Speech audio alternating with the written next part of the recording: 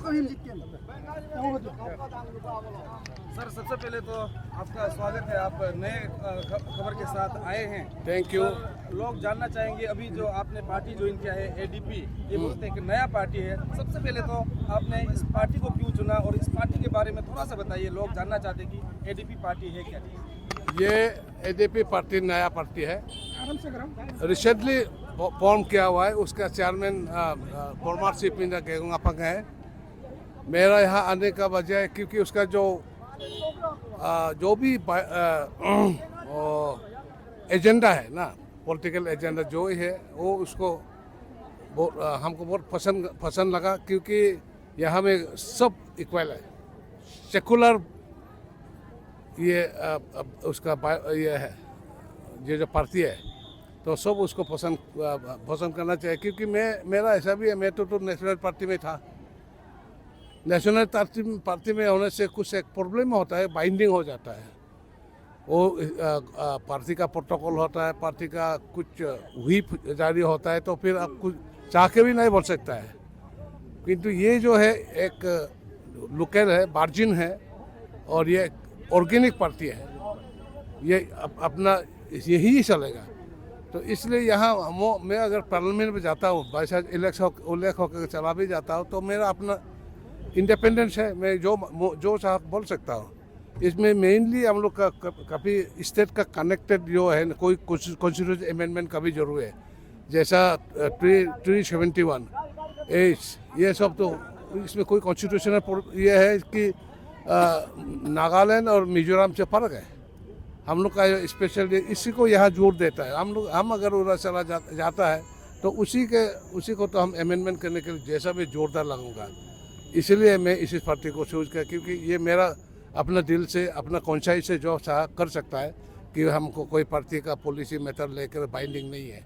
जी sir, लोगों को तो लग रहा था कि शायद आप दूसरे पार्टी ज्वाइन करके विधायक के रूप में चुनाव लड़ने के लिए आप आने वाले हैं। ऐसे में आज हमने देखा कि आप सांसद का चुनाव लड़ने वाले हैं। तो यहाँ का रिसेप्शन हमने देखा किस तरह का, बाकी एरिया में, पानी क्लान एरिया में कहें और बाकी एरिया में अरुणाचल वेस्ट पार्लियामेंट्री कंस्टिट्यूंसी के बाकी इलाके से किस तरह का रिएक्शन, किस तरह का प्रतिक्रिया आपको मिले सर? अभी तक मैंने हर जगह किया नहीं है, आज पहली बार यही लिखावाली होकर अपना जो गालो बेल्ट है देखा, तो बहुत रोजिंग रिसेप्शन है। और उन लोग अभी प्रेजेंट जो यूनियन सांसद अभी तो हो गया ऑफकोर्स, किरण रिजिजू साहब से थोड़ा उन लोग इतना ज़्यादा खुश नहीं है, हैप्पी नहीं है। तो ये तो 20 साल तक उससे तो हमारा सियांग बेल्ट, फॉर्मर जो कंपोजिट सियांग बेल्ट, स्पेशली हम लोग का गालो बेल्ट थी, तो उसको काफ़ी वोट बैंक होकर रहा।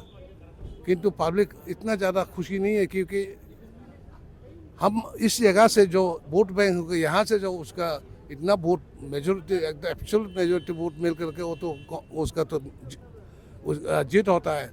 तो उसको मेरे ख्याल से उसका थोड़ा पब्लिक से तो पब्लिक नाराज है, क्योंकि उतना ख्याल नहीं करता आजकल। सर आपके मेरा आखिरी सवाल रहेगा सर, अभी 8 कैंडिडेट है, उम्मीदवार है। ऐसे में तोको शीतल भी भ्रष्टाचार का मुद्दा, करप्शन का मुद्दा लेकर आगे आ रहे हैं। आप किस मुद्दे को प्रायोरिटी दे रहे हैं सर? मेरा सही मुद्दा है। मैं तोको शीतल से भी बात हुआ, मेरा घर में भी आया था, वो हमसे भी बोल रहा था अब वो आप छोड़ देने से ठीक है, उसका इच्छा था। मेरे ख्याल से यही सबसे जो भी बोलो, तोको शीतल जो करप्शन मुद्दा लेके अरुणाचल अगेंस्ट करप्शन जो एक मूवमेंट किया था, दिल्ली में जो बात हुआ था, उसका थोड़ा उस समय का जो टेम्पो था ना, उस समय का जो स्पिरिट था, उस समय का जो उस दंग बोलने होने का दंग था, थोड़ा चेंज हुआ जैसा पब्लिक फील हो रहा है। इसलिए अभी तो पता नहीं, मैंने उस दिन बोला, देखो शीतल, आप तो दिल्ली में जिस जोश से बात बोलता था, जिस तरह से बात करता था, यहाँ आप थोड़ा लूज हो गया। पब्लिक आपको उस ढंग से देख रहा है। आप चाहते हुए भी नहीं बोल सकता है क्या, उस ढंग का थोड़ा हुआ। तो इसलिए मैंने उसको भी फ्रेंकली बता दिया, यही है लोगों का फीलिंग। तो हम क्या करेगा, क्योंकि हमको बोला था हम दोनों अंडरस्टैंडिंग में आने से ठीक है। मेरे ख्याल आएगा कि नहीं आएगा पता नहीं। कल भी उसका हस्बैंड भी आया था, मेरा घर में आया था। मैंने बोला मैं तो क्या करूँ, क्योंकि हम खुद नहीं कर रहा है, हमको कराने वाला तो ये हमारा सोसाइटी है। मैं इंडिविजुअली कोई एमपी बनने एमएलए बनने का ऐसा नहीं था, मैं तो चुपचाप बेचाने का था।